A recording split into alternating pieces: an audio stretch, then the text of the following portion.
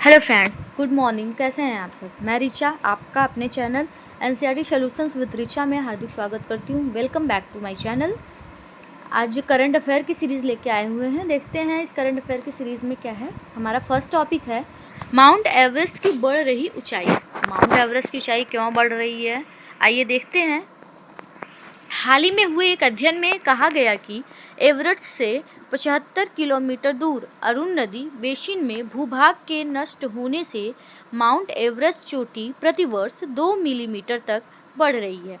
अध्ययन के अनुसार वर्तमान में 8,848.86 मीटर ऊंचा माउंट एवरेस्ट पिछले 89,000 वर्षों में अपेक्षा से लगभग 15 से 50 मीटर ऊंचा हो गया है। बता दें कि यह अध्ययन नेचर जियोसाइंस पत्रिका में recent uplift of Chomolungma enhanced by river drainage piracy नामक शीर्षक से प्रकाशित हुआ था। इसके अलावा एवरेस्ट की ऊंचाई में इजोस्टेटिक रिबाउंड नामक भूगर्भीय प्रक्रिया के कारण भी अतिरिक्त वृद्धि देखी जा रही है। गौरतलब है कि इस प्रक्रिया में सतह का वजन कम होने पर पृथ्वी की पपड़ी पर भूमि द्रव्यमान बढ़ने लगता है। आइए जानते हैं माउंट एवरेस्ट के बारे में। यह दुनिया की सबसे ऊंची चोटी है जिसकी ऊंचाई 8,848.86 मीटर है। यह पर्वत चोटी हिमालय पर्वत श्रृंखला में स्थित है जो नेपाल और तिब्बत के बीच स्थित है। इसे तिब्बती भाषा में चोमोलुंगमा और नेपाली भाषा में सागरमाथा कहा जाता है। गौरतलब है कि वर्ष 1993 में एडमंड हिलरी और तेंजिंग नोर्गे ने माउंट एवरेस्ट पर पहली बार सफल चढ़ाई की थी। आइए जानते हैं अरुण नदी के बारे में। अरुण नदी माउंट एवरेस्ट के पूर्व में बहती है। यह नदी नेपाल के शंखुवासभा जिले से होकर गुजरती है और भारत में प्रवाहित होते हुए यह कोसी नदी में मिल जाती है। अरुण नदी की कुछ प्रमुख सहायक नदियां हैं बारून नदी और तामूर नदी। अरुण नदी का घाटी क्षेत्र बहुत गहरा है और यह नेपाल की सबसे गहरी घाटियों में से एक मानी जाती है। बता दें कि अरुण नदी का प्रवाह एक अद्वितीय एल आकार में है जो इसे अन्य नदियों से अलग बनाता है। पहले यह पूर्व की ओर बहती है और फिर दक्षिण की ओर मुड़ जाती है। आइए इस एक्सप्लेनेशन पे एक प्रश्न है, देखते हैं। एडमंड हिलरी ने तेंजिंग नोर्गे ने माउंट एवरेस्ट की पहली सफल चढ़ाई की थी। ऑप्शन ए 1953 में, ऑप्शन ए 1953 में एंड ऑप्शन बी 1954 में, ऑप्शन सी 1955 में, ऑप्शन डी 1956 में। तो आइए देखते हैं। पीछे हमने एक्सप्लेनेशन में देखा कि एडमंड हिलरी और तेंजिंग नोर्गे ने माउंट एवरेस्ट की पहली सफल चढ़ाई 1953 में किया था। तो ऑप्शन ए 1953 इज करेक्ट। आइए नेक्स्ट टॉपिक पे चलते हैं, देखते हैं हमारा नेक्स्ट टॉपिक क्या है। समुद्र के नीचे CO2 कार्बन डाइऑक्साइड स्टोर करेगा ब्रिटेन। अभी हाल ही में ब्रिटेन ने ये घोषणा की कि हाल ही में ब्रिटेन से यह बात पता चली कि समुद्र के नीचे कार्बन डाइऑक्साइड गैस को वह स्टोर करेगा। आइए जानते हैं इसके बारे में। हालिया खबरों के अनुसार ब्रिटेन ने समुद्र के नीचे कार्बन डाइऑक्साइड CO2 के भंडारण की योजना का समर्थन किया है।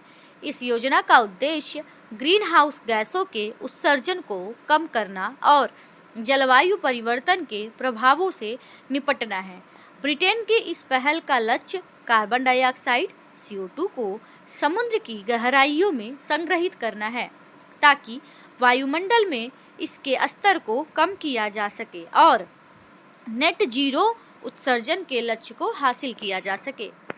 यह पहल कार्बन कैप्चर और स्टोरेज CCS तकनीकी का उपयोग करती है जिसमें कार्बन को कैद करके उसे समुद्र के नीचे विशेष स्थानों में जमा किया जाता है जिससे यह पर्यावरण के लिए हानिकारक ना हो।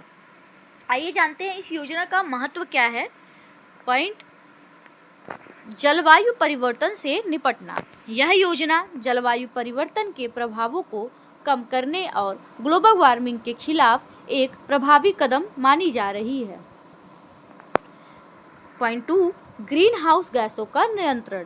समुद्र के नीचे कार्बन को संग्रहित करने से यह सुनिश्चित होगा कि वायुमंडल में ग्रीन हाउस गैसों की मात्रा नियंत्रित हो सके। आप सभी को पता है कि CO2 गैस हमारे वायुमंडल के लिए कितनी ज़्यादा नुकसानदायक है। पॉइंट 3, ऊर्जा क्षेत्र के लिए सहायक। यह तकनीक उन ऊर्जा उत्पादन इकाइयों के लिए सहायक हो सकती है जो जीवाश्म ईंधन का उपयोग करती है, जिससे वे अपने कार्बन फुटप्रिंट को कम कर सके। बता दें कि भारत भी गहरे समुद्र मिशन, डीप ओशियन मिशन के तहत समुद्री संसाधनों के सतत उपयोग और महासागर के नीचे की सतह के अन्वेषण के लिए काम कर रहा है। आइए जानते हैं कार्बन डाइऑक्साइड CO2 गैस के बारे में।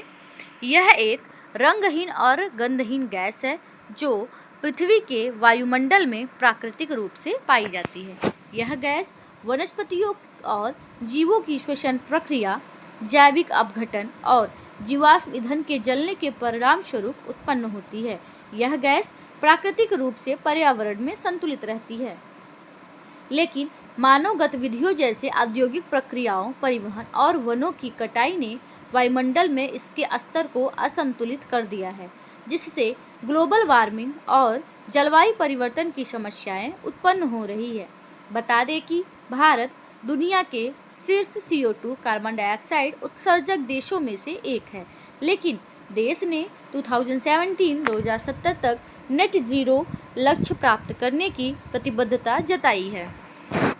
आइए इस एक्सप्लेनेशन पे एक प्रश्न है, देखते हैं। CO2 गैस कार्बन डाइऑक्साइड के संदर्भ में निम्नलिखित कथनों पर विचार कीजिए। कथन फर्स्ट, यह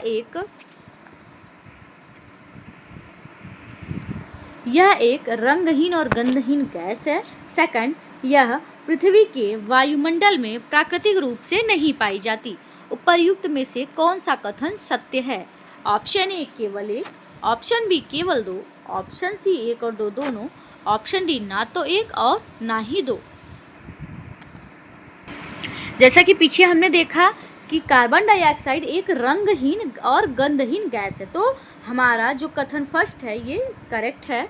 और सेकंड क्या है, यह पृथ्वी के प्राकृतिक रूप से, यह पृथ्वी में प्राकृतिक रूप से नहीं पाई जाती है, जो कि हमारा कथन गलत है, क्योंकि यह पृथ्वी के वायुमंडल में प्राकृतिक रूप से पाई जाती है, जो कि अभी इसका संतुलन भी बहुत सही था, लेकिन अभी जो हम ह्यूमन बींग्स इतने ज़्यादा पोल्यूशंस की वजह से हमारे CO2 गैस का संतुलन बिगड़ चुका है, असंतुलित हो चुका है। तो इस एक्सप्लेनेशन के हिसाब से ऑप्शन ए केवल 1 सही है, हमारा ऑप्शन ए इज़ करेक्ट। इसी के साथ आज की सीरीज़ यहीं पे एंड करते हैं, फिर मिलते हैं आपसे ऐसे ही और नई करंट अफेयर और NCERT के क्वेश्चंस के साथ।